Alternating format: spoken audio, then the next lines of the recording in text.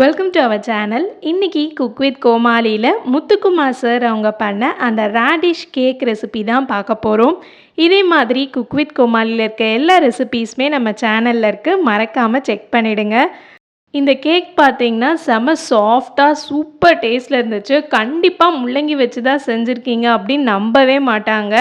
And அந்த tipping சாஸோடு தொட்டு சாப்பிட்டிங்கன்னா வேறு லெவலில் இருந்துச்சு. ஃபஸ்ட்டு நம்ம முள்ளங்கி கேக் பண்ணுறதுக்கு 2 முள்ளங்கி எடுத்திருக்கேன். மேலே இருக்க தோலை எடுத்துட்டு இந்த மாதிரி கிரேட் பண்ணிக்கோங்க. உங்களுக்கு எந்த சைஸ் ஹோலில் கிரேட் பண்ணுமோ அந்த மாதிரி பண்ணிவிட்டு இதை நல்லா பிழிஞ்சிங்கன்னா தண்ணியாக கொஞ்சம் வரும். அந்த தண்ணிலாம் எடுத்துட்டு தனியாக ஒரு பிளேட்டில் எடுத்து வச்சுக்கோங்க. உங்களுக்கு சாப்பிடும்போது அந்த கேக்கோட டெக்ஸ்சர் கொஞ்சம் டிஃப்ரெண்ட்டாக இருக்கும்னு நினச்சிங்கன்னா எல்லாத்தையும் கிரேட் பண்ணாமல் கொஞ்சம் பீசஸாக கூட கட் பண்ணிக்கலாம். அடுத்து ஒரு மிக்சிங் பவுலில் 1 கப் அளவுக்கு அரிசி மாவு சேர்த்துக்கிறேன்.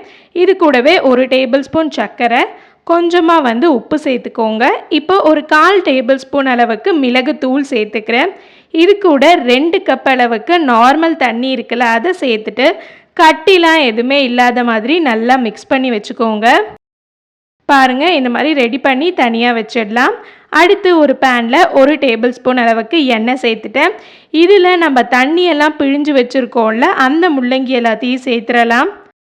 பாருங்கள், சுத்தமாக தண்ணி இல்லை, இந்த மாதிரி தான் இருக்கணும்.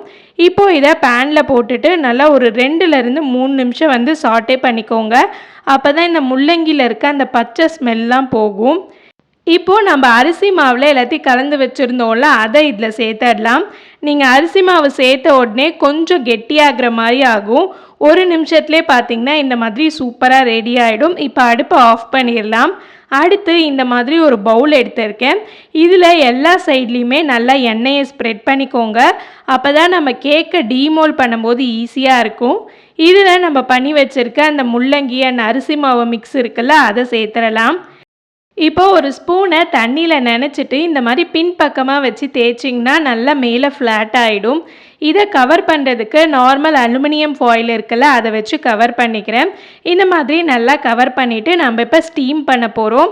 நீங்கள் இட்லி பாத்திரம் அப்படி இல்லைனா பேன் எதுலையாவது இந்த மாதிரி கொஞ்சம் தண்ணி ஊற்றிக்கோங்க.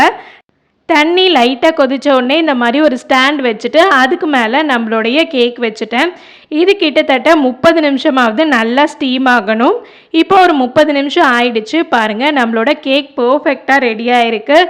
இது ஒரு 10 நிமிஷம் நல்லா ஆற விட்டுருங்க. அதுக்கப்புறம் நம்ம இதை டீமோல் பண்ணலாம்.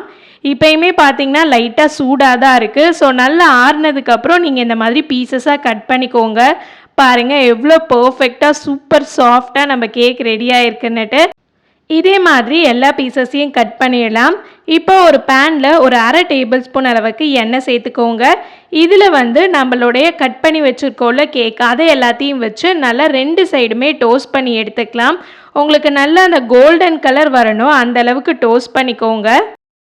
ஒரு சைடு முடிஞ்சோடனே அடுத்த சைடு திருப்பி போட்டு நான் குக் பண்ணி எடுத்துட்டேன்.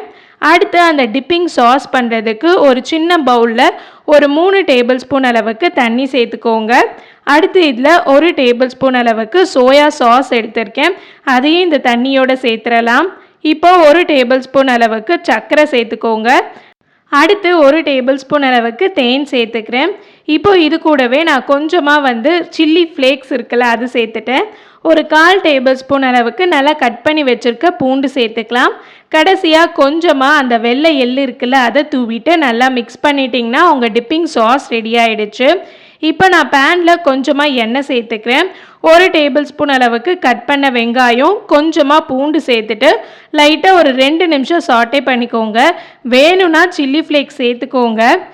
இப்போது நம்ம பண்ணி வச்சுருந்த அந்த கேக் மேலே அந்த வெங்காயம் பூண்டெல்லாம் போட்டு சர்வ் பண்ணிங்கன்னா செம்மையாக இருக்கும். கண்டிப்பாக இந்த ரெசிபியை நீங்கள் வீட்டில் ட்ரை பண்ணி பாருங்கள். முள்ளங்கியே பிடிக்காது அப்படின்னு சொல்கிற உங்கள் வீட்டில் இருக்க குட்டி குட்டி பசங்க கூட கண்டிப்பாக இதை விரும்பி சாப்பிடுவாங்க. இதே மாதிரி ஒரு சூப்பரான வீடியோவில் உங்களை நான் மீட் பண்ணுறேன். அது வரைக்கும் பாய் பாய்.